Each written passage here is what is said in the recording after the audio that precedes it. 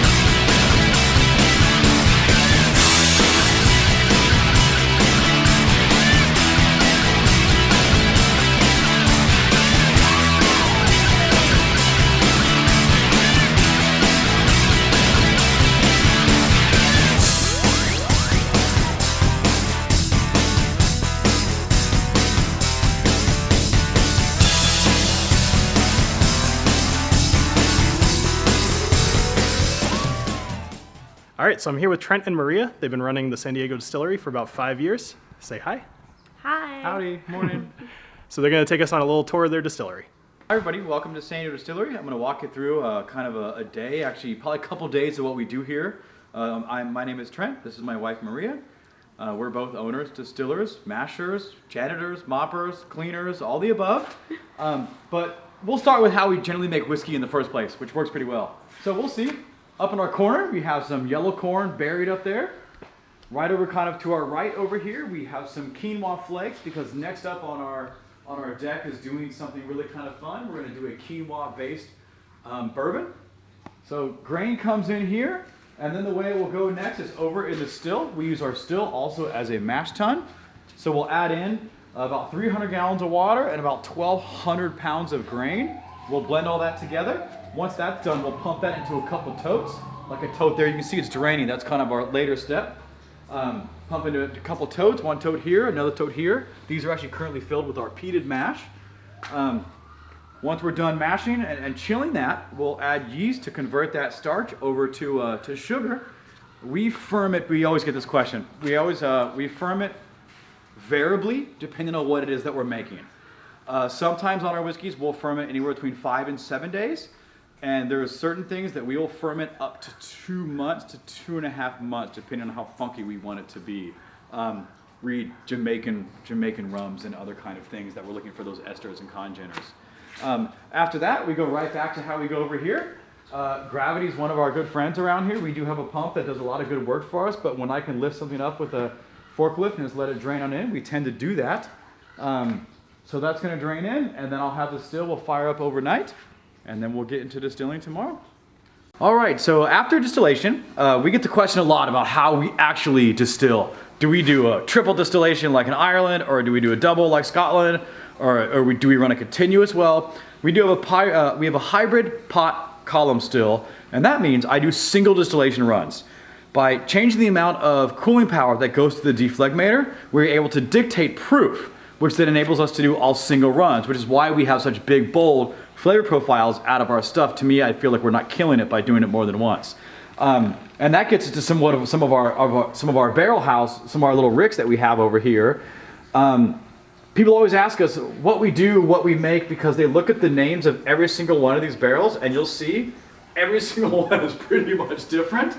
We're super experimental. That's what we like to do. And then you'll see that we work with a lot of breweries to distill beer to make what we call beer whiskeys, which by the TTB standard is actually a spirit distilled from grain and hops. So you'll see some of the big names here in town: Coronado, Bottle Logic that's up in Anaheim, Amplified's here in town, Second Chance. Quaff is one of the oldest and most awarded homebrewing clubs, and that's a whiskey we brewed for their 30th anniversary, which is later this year. experimental stuff where it says tails cut. That was all tails style distillations. Collaborations with 3-4 different breweries: Fall, Thorn, Burning Beard. This was really fun too. This was from another local brewery that was actually a sour brown ale that was packed with elderberries. So it's almost like a blend between a brandy and a whiskey. Sour beers, we use custom malts. This is all custom malt from a malting house in Michigan called Pilot Malt House that makes some beautiful malt.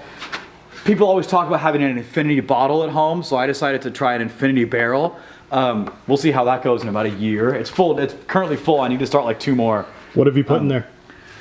So as of now, it's a bunch of different blends of beers. So some of the beer distillates. So I know it's some Russian Imperial Stout. I believe a little bit of the Amplified. There is some IPA in this. There is some double IPA. There is some of this stout that's in there. And I think there's a touch of rice whiskey in that. Every time I have like a half a gallon or 1 gallon, I write it down. I have a log buried somewhere that lists exactly what's in this. So we'll see how that goes. That will be fun. But other than that, we're always experimental, always trying something new. I'm trying a French oak distilled Russian Imperial oatmeal stout from Bottle Logic. All right, now for the good part. Time to taste. So what are we going to be tasting today? I'm already tasting, which is nice. So I'm already ahead of you, dude. Yeah, we've all been tasting. So we're gonna, even though we have a slew of whiskeys here, we're going to go through 6 different whiskeys. 2 of these are available in distribution here in California, Nevada. And some of these actually went to Australia that didn't go to the States. The first one we're going to try is our bourbon at 92 proof. Awesome. So as you guys know, I like really high proof, so 92 is a good place to start. So I did see a couple numbers on here that I was excited about. 92. I believe I saw 62.5 somewhere. No, I was going to say 92 is a little low for us. I mean, this is our one that goes out to distribution. Yeah. It's higher than what a lot of other places do between 80 and you see a lot of 86, 88, 90. We decided on 92. This is very unique because this is also Solera aged through a maple syrup barrel. So everything, as most people know in bourbon world, it has to go through new oak. We let it age. The bulk of this is between 2 and 3 years, and then it goes into a maple syrup barrel. Then it sits for even longer. So there's a really, really big sweetness on the back. Oh yeah, I mean, just smelling this right away, you can get the maple syrup for sure. Well, cheers. Cheers. Cheers. Good times. This just smells so good to me. So what is the mash bill on this, if you're cool? So yeah, all of our mash bills are open knowledge. They're available even online on our website. Cool. This one's really unique because we tried to build this after a Vienna lager, which is my favorite style of beer. So this is 51% corn and 49% Vienna malt. Vienna malt, the same thing you would find in a Vienna lager. Mexican lagers are oftentimes are Vienna lagers. Big, bready, toasty kind of on the back end to offset that big sweetness on the other side. Yeah, you kind of nailed it. The nose is very different than the taste here, although you're still getting a lot of the sweetness on the taste. It's it's very different. It's very like you said, maple syrup on the nose for sure. You get some of the richer kind of character of the maltiness there as well. But then on the taste, it's drastically different, especially on the finish. It's way more malty than a lot of the high corn, Kentucky style bourbons. Right. Well, it's good that you went the 51%. You said 51% corn, right? Yeah. Correct. I mean, I always love when people do that because it's just enough to be a bourbon, and then you can play with the other 41%. Correct. Yeah, that's what we were thinking. Yeah. Like we were saying, how our next one coming up, we're gonna do. I've been playing with either doing 70-30 quinoa or 60-40 quinoa. Okay. I've got to do my math to see how much quinoa we actually have how much we actually have to use to do a big batch of it. So. Yeah, you guys probably saw that earlier. They've got a bunch of boxes of just quinoa up there, which is kind of my nightmare as far as like food goes. But but it sounds like it's going to make a good whiskey. So cool. I like this one a lot. Thank you. It's a good pour. Thank you. So this is the one that you said this is the one that we can mostly buy, correct? This and the single malt are available throughout California and Nevada, for sure. Cool. And I know you said that you can buy some stuff online. What is it that you can get online? I know Total Wine has both these bottles. I believe Total Wine ships. I think you can order online. Okay. I know K&L has some of our stuff. High Times, I believe, has some of our bottles. I believe High Times even may have some of our single barrel stuff. And they also ship online. Online. So there's, if you search for it around, Old Town Liquor a while ago at least had a single cask of our bourbon. here at Old Town Liquors here in town. They're mostly tequilas, but they bought a really beautiful barrel from us. Cool. All right. Well, I'll save you guys the work. I'll put this links down in the description. So if you feel like supporting these guys, feel free. Go check out those links. Cool. What's next? Okay. All right. Next one gets funky. This is going to be a mouthful. Okay. So this is a single malt, an American single malt, but it's based upon a Russian Imperial Stout style of beer. So it uses 7 different types of malt, actually. It uses two-row, Vienna, black, roasted, special B, brown, and chocolate malts. I think that's 7. Say that 5 times you weren't fast. kidding. I'm pretty good at memorizing that. This is a beer I used to brew as a home brewer back in the early 2000s, and when we just started the distillery, we thought it'd be cool to turn it into a whiskey, because nobody was really making whiskeys out of beer recipes at that time. It's gotten more popular these days. Yeah. And then on the back end of this is Solera aged through French oak, white wine, Chardonnay barrels. Okay. Jeez. you got to calm down a little bit. There's a lot to this. That is an interesting flavor. Right in the middle of the palate too. It's got this. I hesitate to call it a bite, but it's something just dramatically different flavor, especially from what we just had. It's actually, you could probably put it a lot more eloquently than I could. Most folk aren't used to the dark roasted, like coffee and roasted notes that are in this. And I think that's what catches people off surprise sometimes. This tastes beautifully with water. It really opens up the chocolate and the roast to really come out, and I think it kind of cleans up what you were saying, some of that bite that it has. This is one of my favorite things that I drink most of when we're here. It's just so different. Nobody makes anything quite like this. Yeah, the nose on that's probably my favorite part of this. The taste is great. The nose is really good.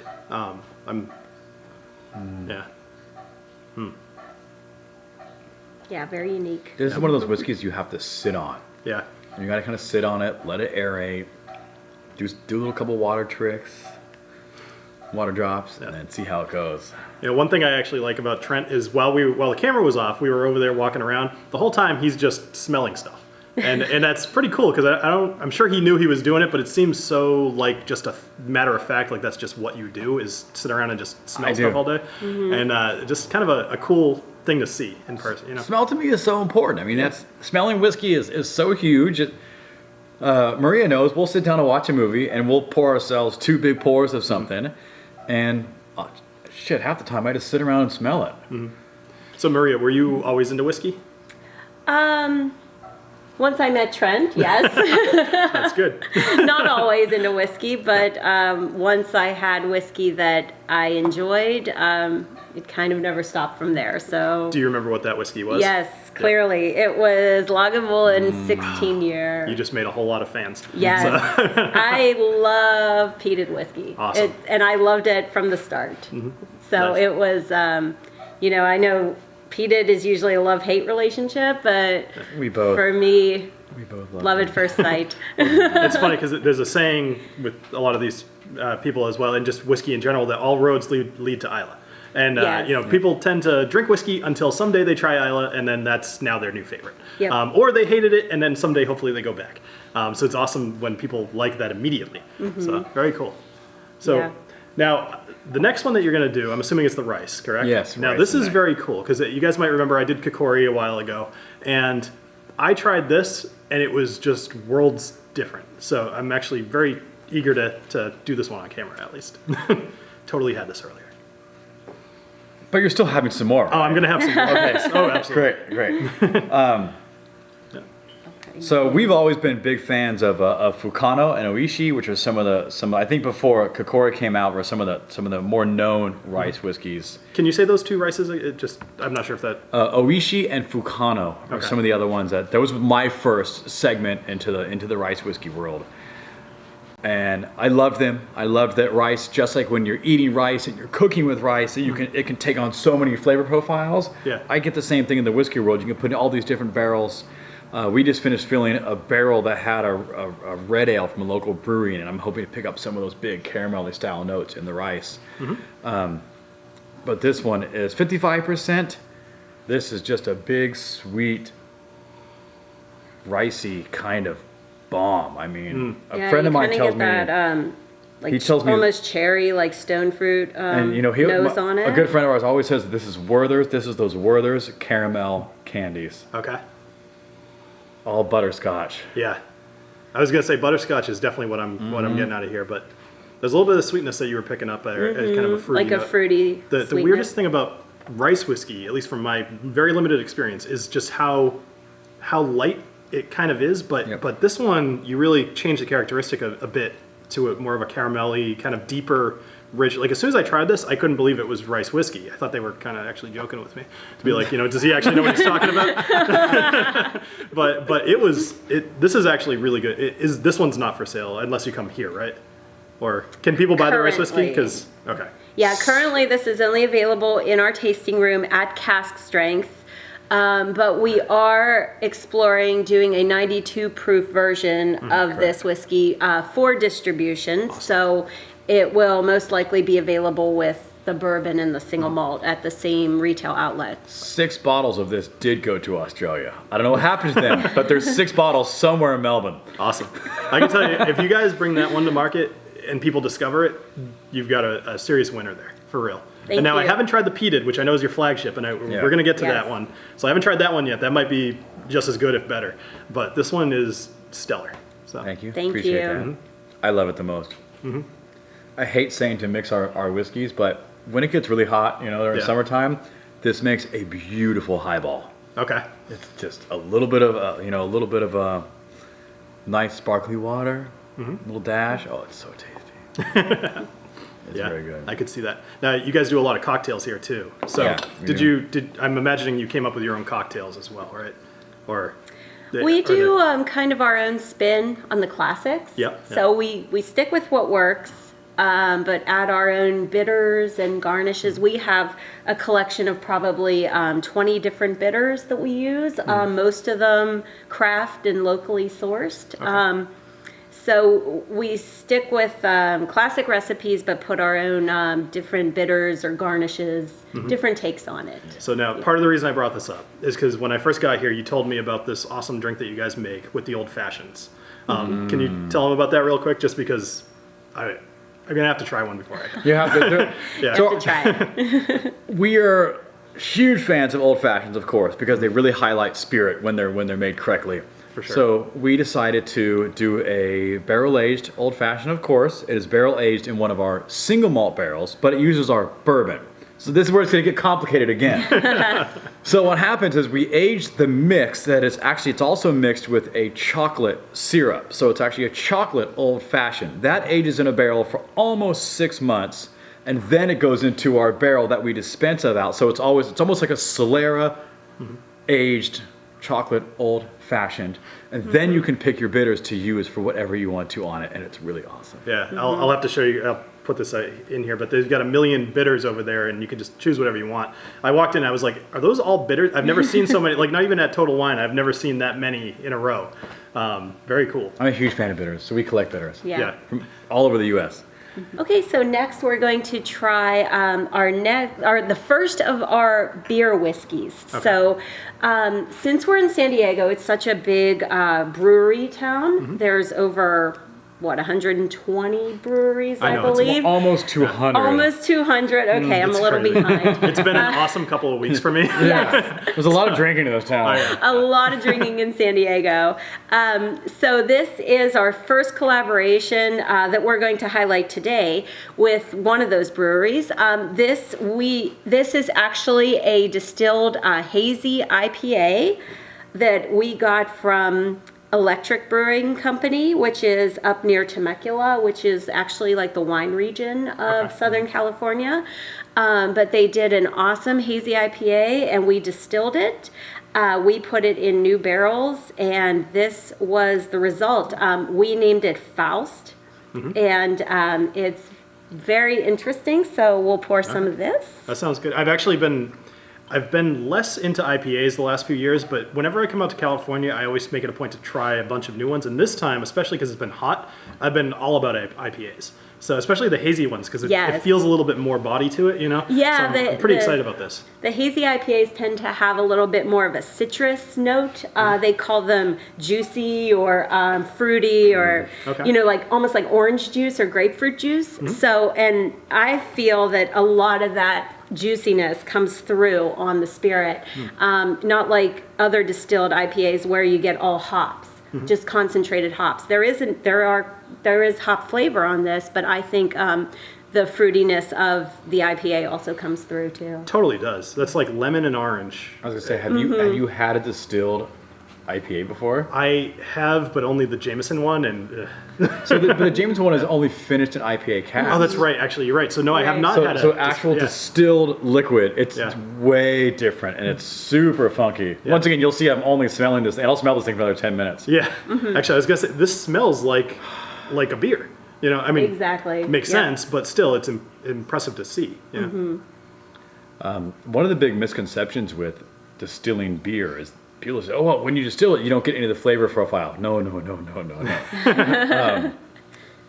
Yeah. Remember, distilling, you're actually concentrating flavor profiles. You're taking something that's, you know, X amount of gallonage. So say you have 100 gallons, you're actually bringing all that down to 8 to 9 to 10, depending on the ABV. So you're actually taking it and making it just thicker and more intense. Yeah. And that's why the aroma on this, I can smell this stuff all day long. I know this is the best smelling, I think, or they're all unique, and I guess I really shouldn't be surprised by that at this point. But it's still surprising to me how different. I mean, you guys are making all this stuff, and it's just so different. I mean, you guys saw the barrels earlier; they've got 100 different types out there.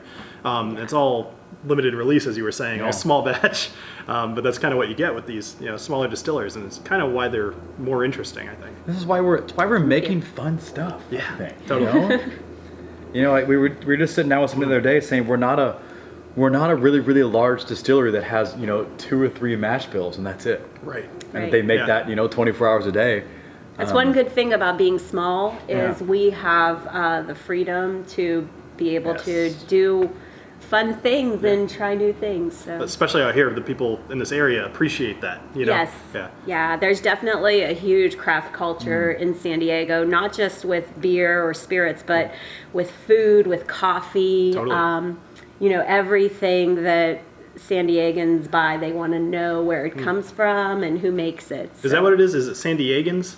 I think, well, it's probably San everybody. Diegoians? I think I don't it's know. Californian because everybody wants to know, you know, they want to know where things came from. They want to know exactly Yeah. who's making it. So, like, Yeah. our new trend now is we're going out and looking for single origin coffees that are then Okay. also roasted by new roasters here Now in you're town. speaking my language. I'm a And huge so, coffee guy. So that's where. So there's a couple places in town that we can clearly give you some great recommendations for. Good to know. But so that's, you know, there's always so many cool things coming around and things coming up. Nice. I could probably sniff this for the rest of this whole It video, really- but we can't do that. So I got to put this glass aside. I'll even get a new glass myself. All right, so on to the next one. This is one of my favorites, and you get a real treat here. This is actually only for our members. Oh, okay. So this is very awesome. Bottle Logic is a brewery we've worked with a lot. Bottle Logic is a brewery, as we, you know, Maria was saying, we work with a ton of breweries. We've done over 35 collaborations with different breweries in Southern California. Bottle Logic's always awesome. They do a beer once a year called Dark Star November. It is a bourbon barrel aged Russian Imperial Stout. Okay. So they gave us a bunch of that to distill, and we put it in 3 different barrels. Are we gonna say something? No, I was just laughing at like every one of your whiskeys is like this many long. words. That's my life. Like, I Could be just bourbon. Like a lot of times when I'm doing these videos, I have to memorize it. Like I would have stood no chance if Yeah. I was trying to recite. Yeah, that's awesome. So say So that if you want to make it worse, yeah, the way the government calls this is technically a whiskey distilled from malt mash. And then if we want to further define that malt mash was a spirit distilled from Dark Star November mash, which was a Russian Imperial Stout that was then aged in bourbon barrels for almost a year or year and a half. see, I feel like if you actually bottled it with that entire thing, that would stand out. But we want, a lot of that nomenclature can't fly because you can't put beer related stuff on that's- spirits labels. Yeah. So we got away with some being fairly reasonable on this one. That's why it has to say distilled from malt mash. Okay. And this actually does not have hops in it. This was actually a special batch they brewed just for us. So we'll go ahead and try this. We put this in 3 different barrels. This was done in ex-bourbon barrels, our own ex-bourbon barrels. Okay. And there happened to be one that was also new French oak. And we poured the wrong one, didn't we? We poured the ex-bourbon variant when we meant to do the French oak one. Well, it just means we might have to do a little pour of the French oak one. Maybe we'll just compare them. Let's Maybe we do should- another side by side. You know what? Maybe we should just do them side by side. Yeah, Maria, will you grab be the great. other one? Absolutely. Here we go. Can you grab us some extra glasses? So it's the same thing, just aged in different barrels? So this or- is the exact same distillate, Okay. and it went into one. This one's me. Yeah. Wait, that's Okay. there Yep. we go. This one was the one that you poured before. Okay, So that's- we'll keep them. We'll keep yeah. them straight. Okay. So the French oak's on the right. Okay, good. Yes, good. Yep. Yes. Alright. Okay. And bourbon on See, this is definitely more my speed. I mean, So this is awesome. Yeah. So, boom. We'll just put this one right here in front because since they're kind of their sister casks. Alright. So there was 2 ex-bourbon casks. Those got blended together. They were beautiful blended together. Normally I wouldn't do that, but this one they turned out really nice. Okay. And this was a single French oak, new French oak cask, medium plus toast from Demp Toast out of Napa. All right. Cool. So I'm guessing the French oak first, or what do you think? I think What do the you think I'm bourbon- going to do? Okay. Fair enough. That's a good idea, actually. All right. Because So the bourbon and the French this oak. is so far different. It Oh, is yeah. absolutely stellar. Now the bourbon smells like a bourbon, but the French oak has a little something extra in it. Was it only French oak, or 100% French Okay. oak, and it was new French oak. Okay. Obviously, ex-bourbon means there was bourbon in those barrels Right. before, right? But Yeah. 100% new French oak. interesting? All right, I'm gonna go with the bourbon first. More of a known quantity. I would taste the Yeah, bourbon first. I think Yes. good choice. All right.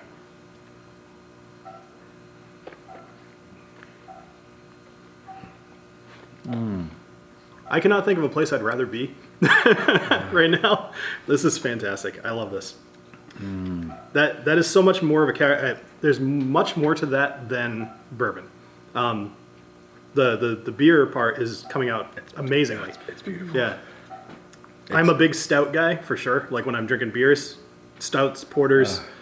Unless it's really, really hot, then I'll go with more like an IPA or Like a something. lighter beer. Yeah, or like I had this really good Belgian wheat the other day. But this tastes like stout in a barrel with a little bit of kick of bourbon. That's very good. Thank you.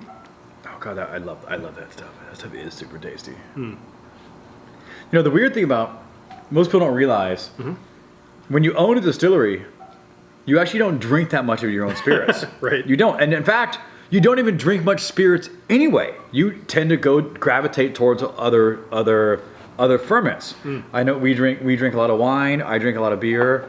I also love cider, sake, and mead. And you know, all the brewers we know here in town. Yeah, Do they drink beer?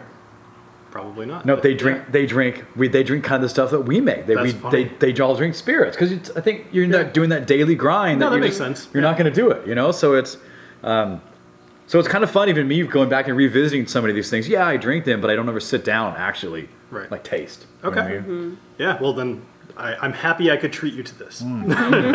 So, yeah. What did you think of the comparison between the two? I liked the bourbon better, personally. I couldn't get past it, but like I said, I love stouts. And I mean, I know that it's both, but the stout comes out way more. It comes out more in the bourbon. Yeah. Yeah. The French oak is nice, but I feel like there's not a ton of things that are aged in French oak, at least to my knowledge, and there's probably a good reason for it. Like it's good, but it's not, at least in this instance, it's not as good as the bourbon. But, you know, that being said, it's still good. Thank you. French oak is very different because Yeah. It's the- very tannic, the- and it tends to have like Yeah. a drying effect, whereas the bourbon barrel adds sweetness.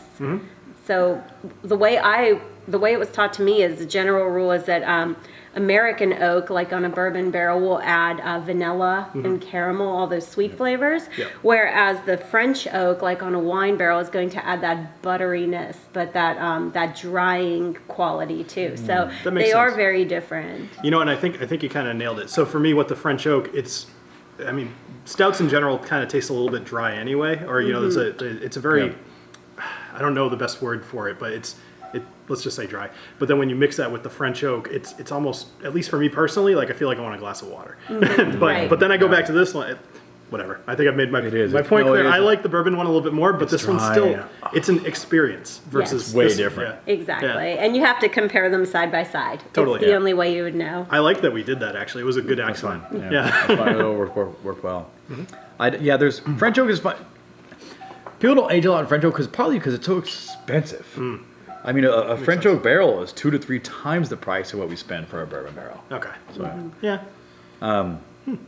So, are we going to the peated? okay, game on. Yes. So here's the big finale. Awesome. So I will introduce the peated. This is pretty much our flagship whiskey. We're very proud of it. Like I said, our first love was Lagavulin 16 year, so we wanted to pay homage to the traditional Islay Scotches. I am so 'cause excited right now. they are, there's nothing of that caliber. So, so we actually import all of the malt that we use in this from Scotland. Okay. We get it from malting houses in Inverness and also Port Ellen, where they are still doing malting, Yep. even though their stills are no longer working, unfortunately. I can tell you right now, the people on the other side of that camera are salivating. Right now. I'm building it up so amazing. much. Oh, I'm so excited. It's no joke. Yeah. But so what we do with this is we distill it on grain, and as we went through in our process, Yep. we ferment and distill on grain. We use 100% peated malt, and that on grain process is just releasing all of those flavors and actually capturing it into this whiskey. So especially with just a single distillation, this is. Technically, it's 55 ppm, but Nice. when you taste it, The technically, grain number. the grain number is 55, but when you taste it, because of all that concentrated flavor, because of our process, it's going to taste much more peaty than that. That's more intense. I'm so excited. And on top of that, we only do this at cask strength. Oh. So this one in particular is 110 proof or 55%. So Can I do a new glass on this one? I want to Absolutely, get yeah. every bit of this. What's the one more caveat? Because I like my long titles. What's the one last thing that I'm going to add to this? ex-bourbon barrel? No, remember? It's even better than that. You say it better. We age this in our own peated cask. Oh, that's Okay. right. Yes. Normally we do this in our own ex-bourbon barrel, but this one is in our own We ex-peated. just had our 1 year anniversary. Okay. So of course, we're massive peat fans. We decided to release our most peatiest whiskey we have ever made, and it was ex bourbon and then ex peat. So it was one of our first batches of peat, and then we put this peat back into it. So we called it peat on peat or peat squared. Okay. So this is no joke. All right. Well, cheers, guys. Cheers. Ooh, it smells good. You can smell it from here. Oh, I love it. It's funny. My wife, like when I have a peated whiskey, she just doesn't want to be anywhere near. Like 2 cushions away on the couch is not far enough.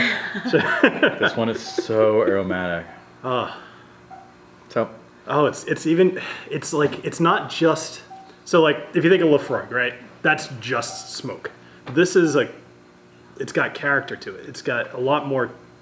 I'm going to touch base on that a little bit Yeah. because that's our water profile that we have here. Okay. Since we're using similar malts to what they're using, on Islay, it's our water profiles. Being our water here is very high in calcium, and then also the way we distill. The whole point about us being distilling on grain, which we made to clarify that. Right. Yeah. Yeah.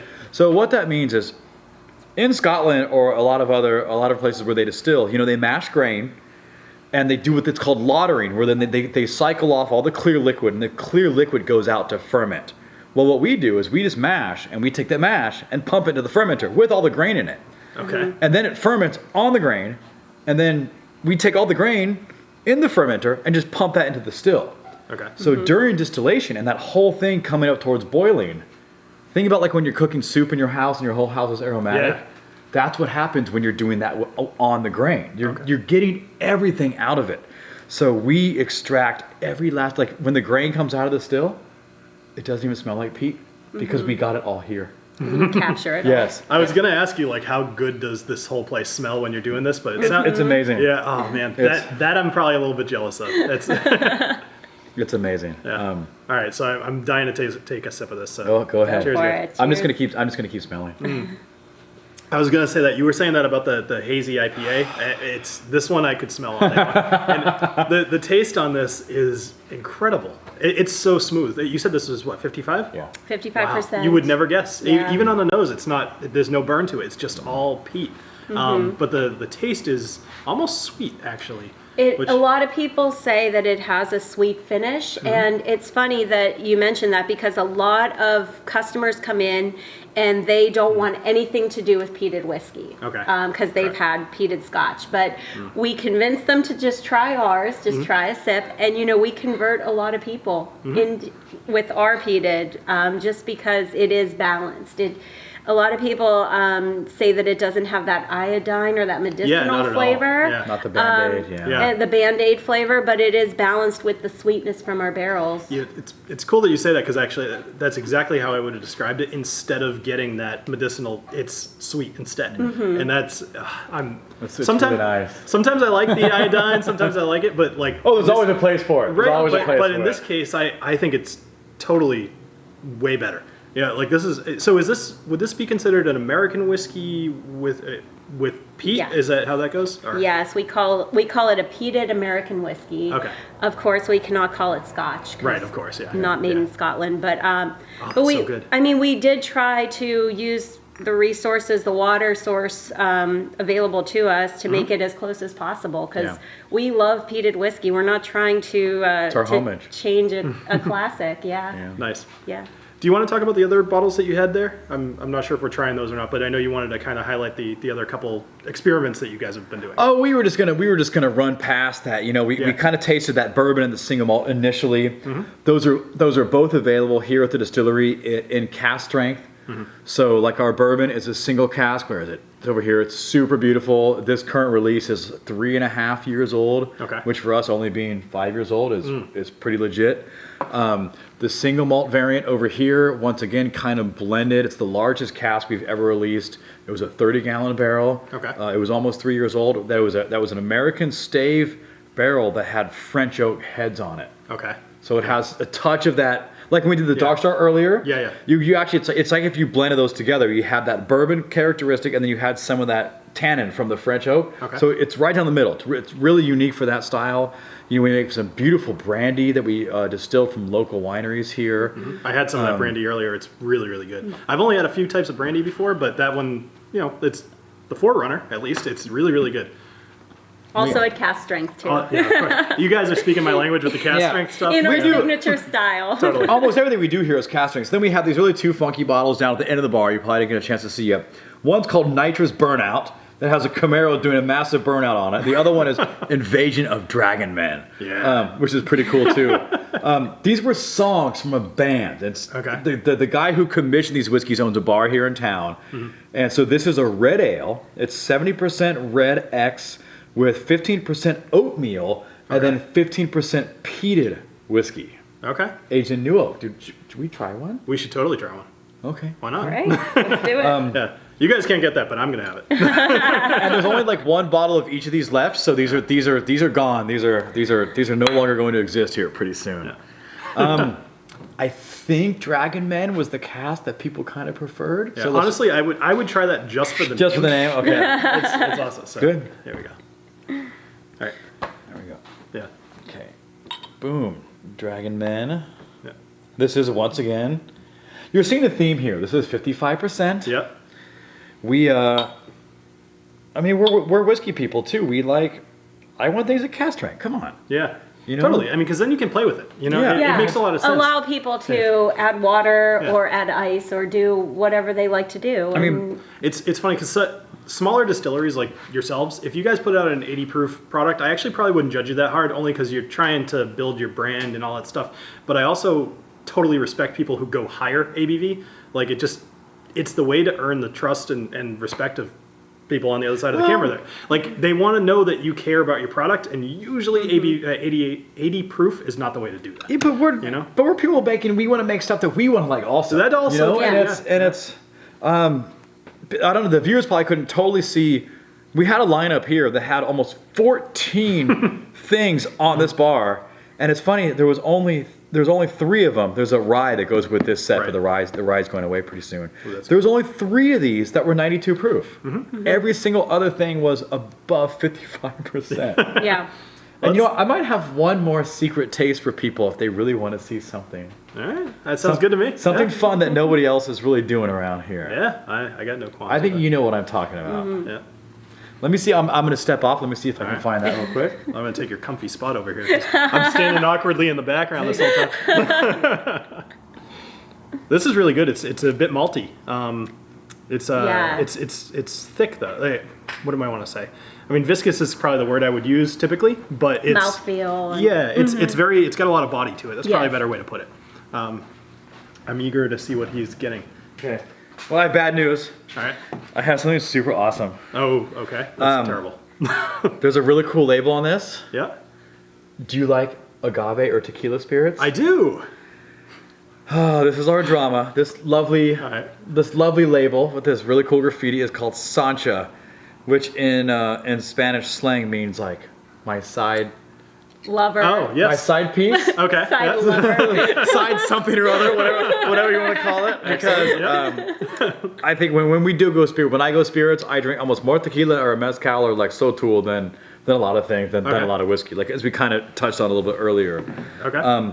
So once again, you'll find a very nice theme on this. This is at cask strength. All right. Did you just pop that open? Yeah. Awesome. that Fantastic. okay? Oh, I'm Okay. This is from the distiller's. This is my Special secret reserve. stash. That's why I had to walk Special up reserve. to it. okay. So this is cask strength once again, and tequila is not very common. Yeah. So what's our distinction on tequila? Can we call it tequila? Sure. why No, not? we cannot. Yeah, okay. It's the same as Scotch. It has to come from Jalisco, Mexico, in order to be called tequila. So tequila is similar to like a champagne. Like it's Correct. got Exactly. okay. It has to come from a certain region. I Correct. have no idea. So I only this- claim to know things about whiskey. Well, that's why we do a little education here Yes, and there. absolutely. So this is our agave spirit called Sancha, Okay. and it's officially in the TTB's eyes a spirit distilled from agave. Okay. It's super light on the nose. And it is a cask strength, It is 55%. 55%. So you keep making a liar out of me because every time that you've been giving me a new whiskey of some sort, I'm like, this smells amazing. This smells better than that last. Like every single one has smelled totally different. And Wait till I like this one a lot now. The legs on this one are really, really huge. So I always like getting some of the spirit way up high on the edge of the Oh, yeah. glass and letting it come down. Yeah. Because then it's going to only be more of that very traditional style agave aroma and flavor is going to come out. Not flavor, but the aroma is going to come out. And what's the ABV on this again? 55%. Okay. So So what's- similar to everything else. It's just You can. There's a little bit of a theme Yeah. here that there are Yeah. certain proofs that we do that I do generally barrel things at, and proofs that I like to drink at as well. 110 is a pretty solid. 110 to 120 is a pretty solid. A lot of range. flavor comes out in that range, I think. You know what I love about the 110 too is that when you nose it tends not to burn unless it's like really some special cases, but for the most part, It's not very common. yeah. Oh, that smells so good.